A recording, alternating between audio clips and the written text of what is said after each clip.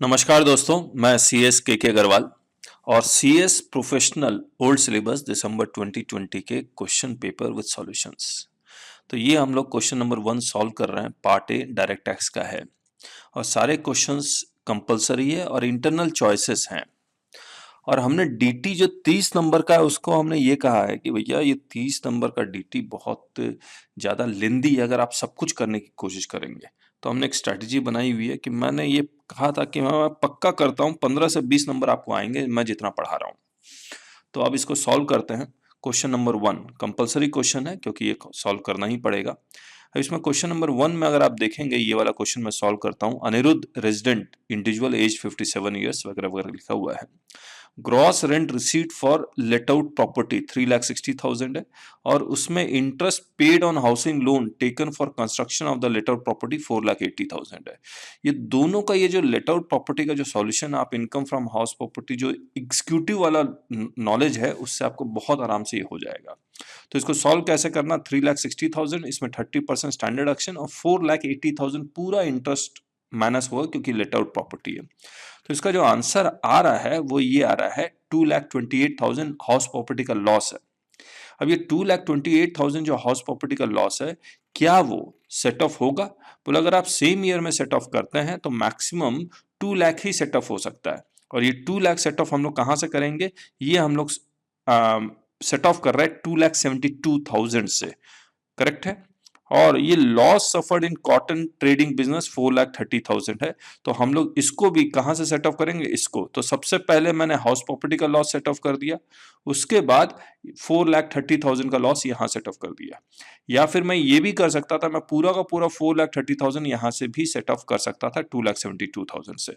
उससे कोई फर्क नहीं पड़ता। क्यों नहीं फर्क पड़ता? क्योंकि हाउस प्रॉपर्टी का लॉस भी 8 साल के लिए कैरी फॉरवर्ड होगा, बिजनेस लॉस भी 8 साल के लिए कैरी फॉरवर्ड होगा। तो अगर आपने क्वेश्चन में कुछ भी किया हुआ हो उससे कोई फर्क नहीं पड़ता। तो अदर सोर्सेस 2,72,000 पहले हाउस प्रॉपर्टी माइनस कर दिया, बचा हुआ पीजीबी भी माइनस कर दिया, आंसर लिख दिया नील अदर सोर्सेस का। और जो कैरी फॉरवर्ड कर दिया वो पीजीबीपी का कर दिया 3,52,000 3,58,000 क्योंकि 72,000 का लॉस मैं पहले ही अदर सोर्सेस का साथ सेट ऑफ कर चुका हूं। मैं ऐसा भी कर सकता था कि पूरा का पूरा 4,30,000 में से 2,72,000 यहां से माइनस कर देता, बैलेंस कैरी फॉरवर्ड करता और हाउस प्रॉपर्टी का लॉस को भी कैरी फॉरवर्ड करता, करेक्ट है। अच्छा, इसमें मैं लिखना भूल गया क्योंकि हाउस प्रॉपर्टी का लॉस सिर्फ 2 लाख ही सेट ऑफ हो पाया, 28,000 कैरी फॉरवर्ड होगा, 28,000 कैरी फॉरवर्ड होगा। ये क्योंकि क्वेश्चन में पूछा हुआ है इसीलिए लिखना जरूरी है, ये मैं यहां लिख भी देता हूं। और प्रेजेंटेशन ऐसे नहीं करना है आपको, प्रेजेंटेशन वैसे ही करना है जैसे आपको सिखलाया गया है। तो ये मैंने 2 लाख यहां माइनस कर दिया और कितना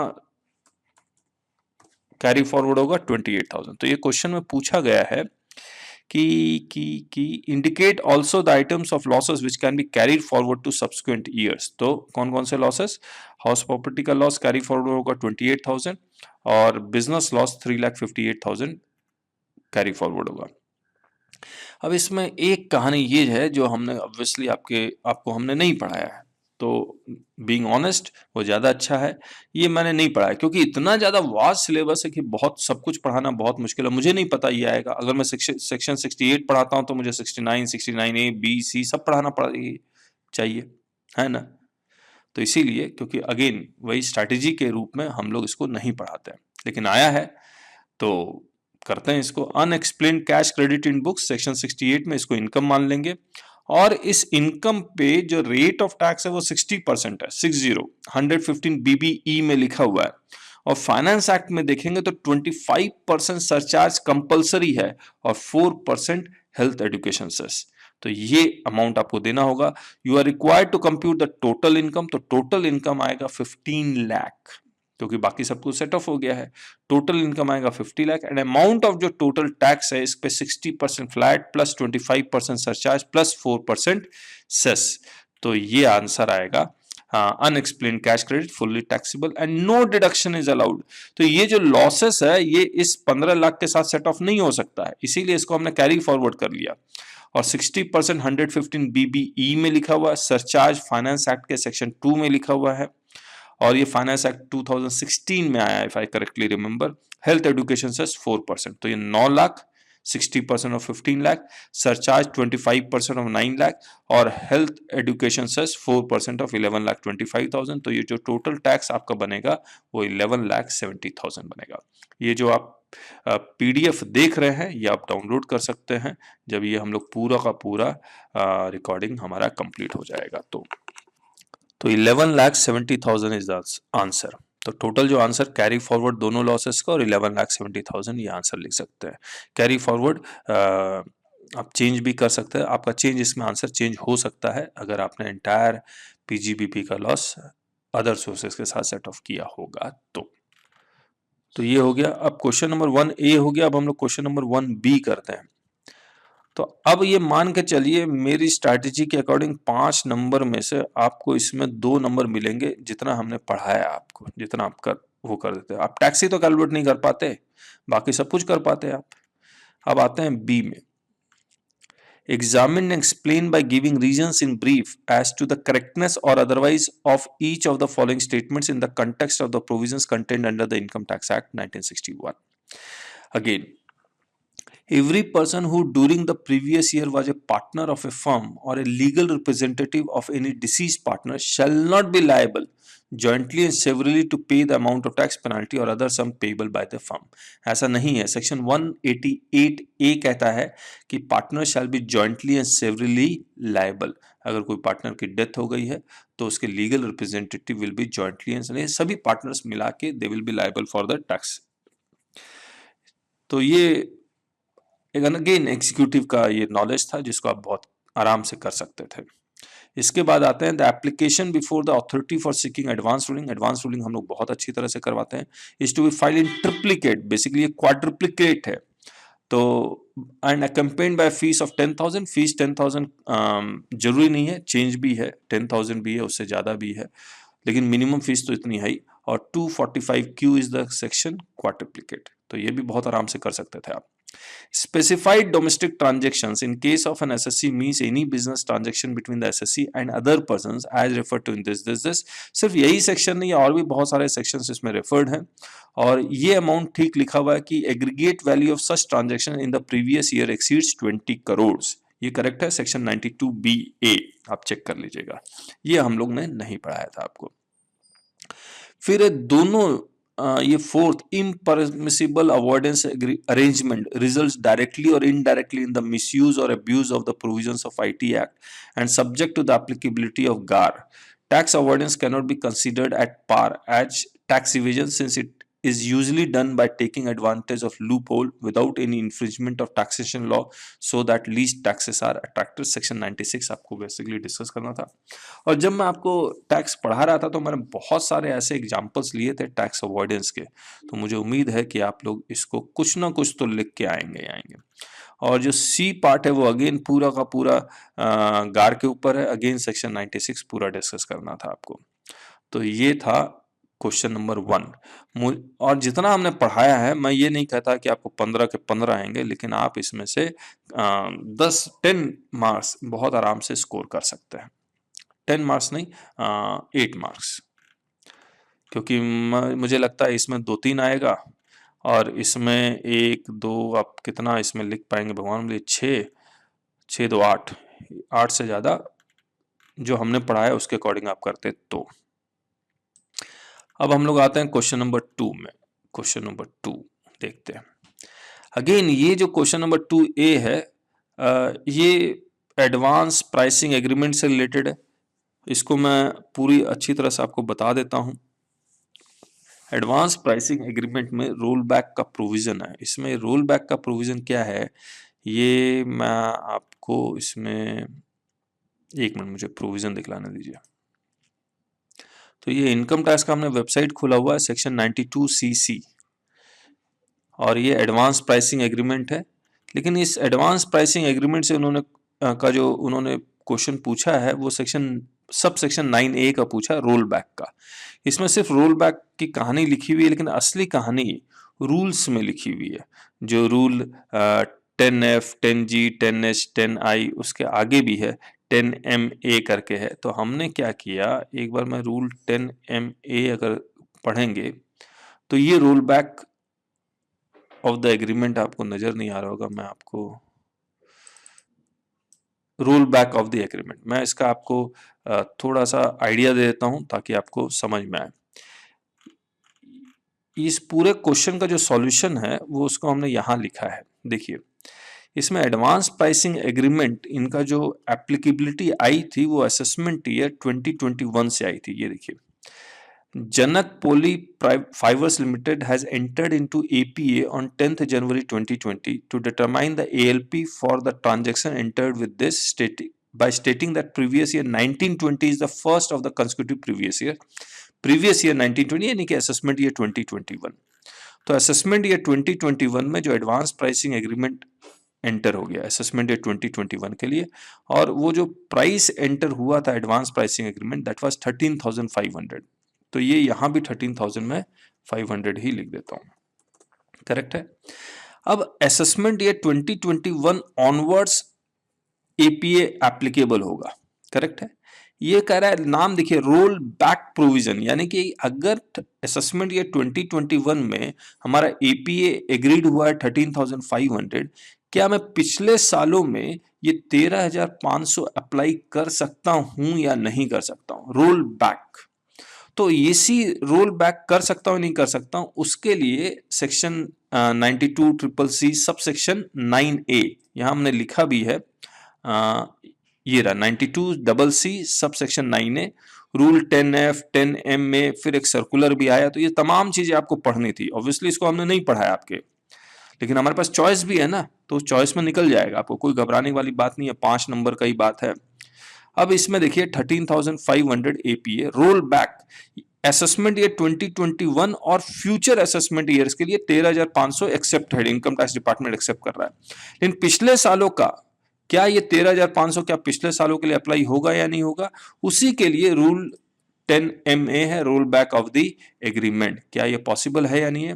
और उसमें बहुत सारे कंडीशंस दिए हुए हैं, बोला हाँ पॉसिबल है, पिछले 4 साल तक ही जा सकते हैं, यानी कि 2021 जिस फाइनेंशियल ईयर के लिए एपीए साइन हुआ उसके पिछले 4 साल, यानी कि 1 2 3 4, इनके लिए रोल बैक पॉसिबल है।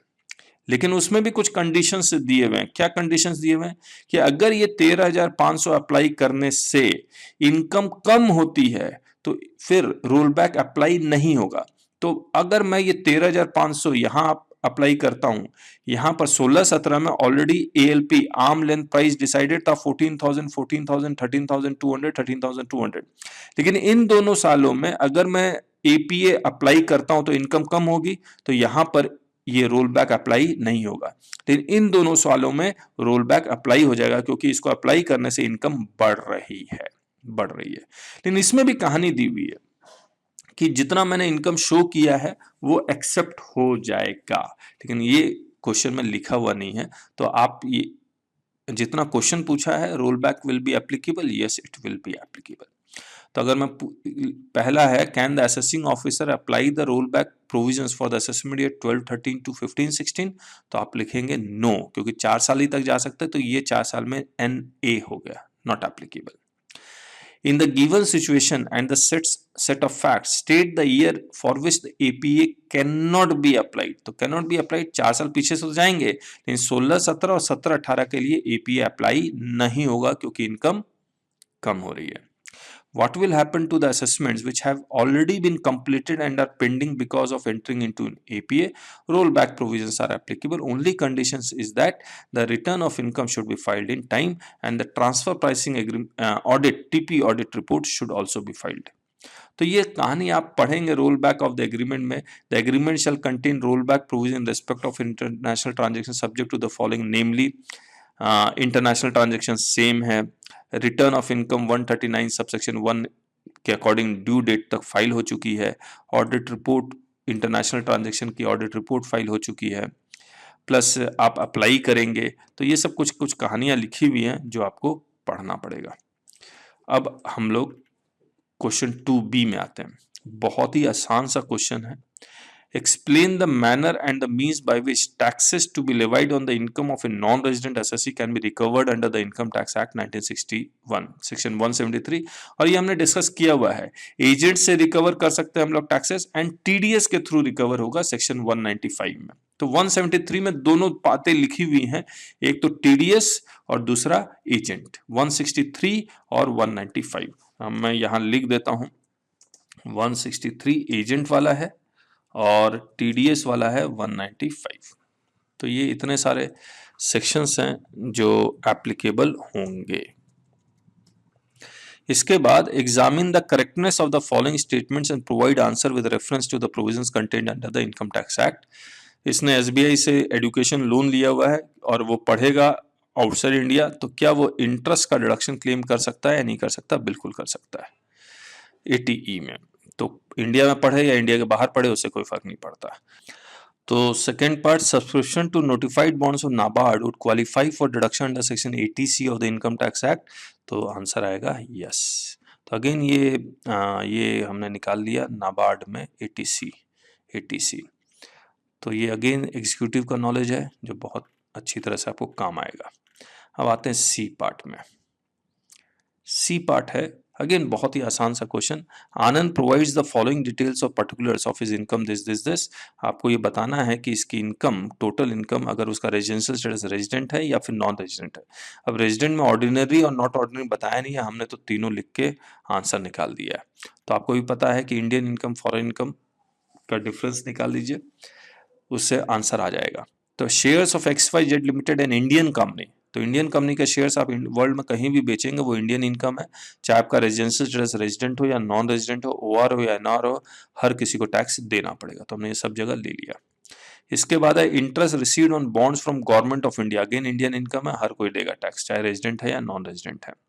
Rental income of 9 lakh received from the property located in Dubai, तो ये फॉरेन इनकम हो गया।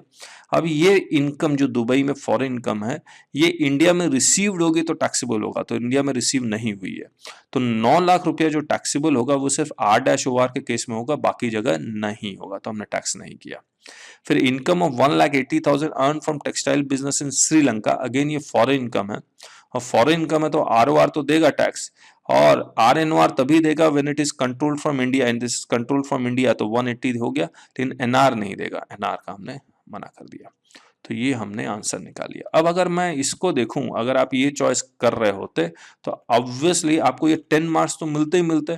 आप ये कह सकते हैं सर ने APA नहीं पढ़ाया, कोई बात नहीं, 8 उधर 10 इधर, 18 नंबर है, तो मैंने 15 नंबर प्रॉमिस किया था, 15 से 20 मार्क्स का हमेशा आपको प्रॉमिस करता हूं जब मैं DT की क्लासेस लेता हूं, तो ये आपका 18 नंबर पक्का है। तो इसीलिए मैं कहता हूं जितना मैं पढ़ा रहा हूं DT उतना ही पढ़िए, उससे ज्यादा पढ़ेंगे तो आपका फेल होने का चांस बहुत ज्यादा बढ़ जाता है। और ये एग्जीक्यूटिव्स के नॉलेज है, ये भी मैंने आपको fast track quick revision income tax में करवाया है। अब अल्टरनेटिव करते तो क्या होता है ये देख लेते हैं। अगेन वैसा ही क्वेश्चन उन्होंने बना दिया जैसा ऊपर में था। Residential status of Thomas this R-OR है, R-NOR है, तो इसका आंसर निकालना है R-NOR का। अब R-NOR का देखिए, एक्टिव इनकम, पैसिव इनकम, याद है ना। Agriculture income of 35,000 from land use for cultivate this located, Indian income है, और ये देखिए हमने इंडियन इनकम लिखा, एग्रीकल्चर इनकम है, तो ये तो एग्जेम्प्ट होगा। ओहो, ये एग्जेम्प्ट होगा। Dividend of 55,000 from Indian mutual fund company on the mutual fund units as specified in this, और ये भी इंडियन इनकम है, लेकिन असेसमेंट ईयर 21-22 से, सॉरी हाँ, असेसमेंट ईयर 21-22 से ये टैक्सेबल हो जाएगा। और मुझे लगता है यहाँ भी ये, इसको अगर मैं जो जिस ईयर का आपको निकालने के लिए दिया जा रहा है उस ईयर में ये एग्जेम्प्ट है, उस ईयर में ये एग्जेम्प्ट है। लेकिन मैं इसको जरूर लिखना चाहूंगा, असेसमेंट ईयर 21-22 से ये टैक्सेबल हो जाएगा, क्योंकि सेक्शन 10 सबसेक्शन 35 को अमेंड कर दिया गया है। Income received and accrued outside India from a business of cosmetics of 125,000 which is being controlled from India, तो ये टैक्सेबल होगा, है तो foreign income but it is controlled from India, तो टैक्सेबल हो जाएगा। Gifts received from brother of 21,000, तो ये रिलेटिव से ये नॉट टैक्सेबल है, लेकिन फ्रॉम फ्रेंड्स है, फ्रॉम नॉन रिलेटिव्स है, लेकिन ऑन मैरिज है तो ये भी नॉट टैक्सेबल है। पास अनटैक्स प्रॉफिट्स तो नॉट टैक्सेबल होता ही होता है। तो इसका ये तो आप जोड़ लेंगे तो आंसर आ जाएगा। ये सिर्फ 1,25,000 will be the answer. Next year के लिए 1,25,000 प्लस 55,000 आंसर आ जाएगा। तो ये हो गया। ये आपका बहुत आराम से आप 5 नंबर स्कोर कर सकते हैं। दूसरा, can a resident make an application for seeking advance ruling from the authority for advance ruling? Yes, specified resident कर सकते हैं, और भी कुछ कंडीशंस हैं। एनुमरेट ऑल दो situation in which the ruling can be obtained by resident from the authority. तो ये तो बहुत आराम से कर सकते हैं। एडवांस रूलिंग का तो हमने 2.5-3 घंटे की क्लासेस ली है। 5 नंबर ये है। तो इसका अगर हम लोग आंसर अपने किताब में दिखलाएं तो ये सेक्शन 245 सबसेक्शन 1 क्लॉज ए है, जहाँ पर 1, 2, 2A, 3, 4 यानी कि 5 हैं। जहाँ पर पहला नॉन रेजिडेंट अप्लाई कर सकता है, दूसरा रेजिडेंट अगर नॉन रेजिडेंट के साथ ट्रांजैक्शन कर रहा है तब वो रेजिडेंट अप्लाई कर सकता है to determine the tax liability of non resident, अपनी टैक्स लायबिलिटी भी नहीं। लेकिन ये जो 2A एंटर हुआ है, a determination by the authority in relation to tax liability of a resident applicant, यानी कि रेजिडेंट अपनी टैक्स लायबिलिटी डिटरमाइन करवा सकता है अगर उसका ट्रांजैक्शन या प्रपोज ट्रांजैक्शन इज 100 करोड़ और मोर। इसके बाद जो तीसरा था, जो बहुत पहले से था, ये पब्लिक सेक्टर अंडरटेकिंग, जो यहाँ पर PSU है, थर्ड PSU। और चौथा है ए डिटर्मिनेशन और decision by the authority whether an arrangement which is proposed to be undertaken by any person being a resident or a non-resident in an impermissible avoidance arrangement as referred to in chapter 10A, that is general anti avoidance rule. तो basically आपको जो इसमें जो लिखना था वो क्या क्या लिखना था, can a resident make an application for seeking advance ruling from the authority for advance ruling, तो आपको लिखना था यस, और उस यस में ये जो पहला पॉइंट है उसको छोड़ के बाकी सारे केसेस में रेजिडेंट एडवांस रूलिंग को अप्लाई कर सकता है। इसके बाद जो क्वेश्चन है, एन्यूमरेट ऑल दो situation in which the ruling can be obtained by resident from the authority, तो वही 4 सिचुएशन आपको लिखना है। इसमें आपको ख्याल रखना होगा रेजिडेंट अप्लाई तो कर रहा है लेकिन नॉन रेजिडेंट की टैक्स लायबिलिटी डिटरमाइन करने के लिए। इसके बाद ये थर्ड क्वेश्चन जो आया है वो सेफ हार्बर रूल्स के अकॉर्डिंग है, और इसको एकदम शॉर्टेस्ट में अगर बताया जाए, ये PDF आप डाउनलोड कर सकते हैं जब ये पूरा कंप्लीट रिकॉर्डिंग हो जाएगा। इसके बाद हम GST की भी रिकॉर्डिंग करेंगे कि इसने ये सेफ हार्बर रूल्स में जो सेक्शन है वो है 9, तो इसका सेक्शन है 92 CB, और रूल्स हैं इसमें। रूल्स बहुत सारे 10A, 10B, 10C, 10D इस तरह से चलता है। और इसमें ये लिखता है कि एक रेजिडेंट नॉन रेजिडेंट के साथ एक ट्रांजैक्शन करता है, और उस ट्रांजैक्शन में सेफ हार्बर रूल्स, जो बेसिकली कॉन्सेप्ट ये है कि अगर रेजिडेंट नॉन रेजिडेंट के बीच में ट्रांजैक्शन कर रहा है तो कम से कम इतना % वो इनकम इंडिया में शो करेगा। तो उन्होंने एलिजिबल SSC डिफाइन कर दिया, एलिजिबल ट्रांजैक्शंस भी डिफाइन कर दिए रूल्स में, और उन एलिजिबल SSC अगर एलिजिबल ट्रांजैक्शन करता है तो रिस्क एसोसिएटेड वो कितना इंडिया में लेता है, उसके बेसिस के ऊपर वो इंडिया में मिनिमम कितना % उसको इनकम शो करनी चाहिए, वो भी उन्होंने उस रूल में लिख दिया।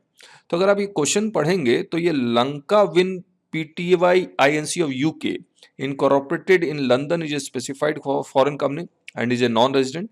It received order for data processing services. Therefore, अगर आप रूल 10A देखेंगे तो उसमें डेटा प्रोसेसिंग सर्विसेज एलिजिबल है for safe harbor rules from Sri Krishna Datamatics Limited, an Indian company holding 30% shares in Lankavin during the previous year. This SDL has exercised a valid option for application of safe harbor rules.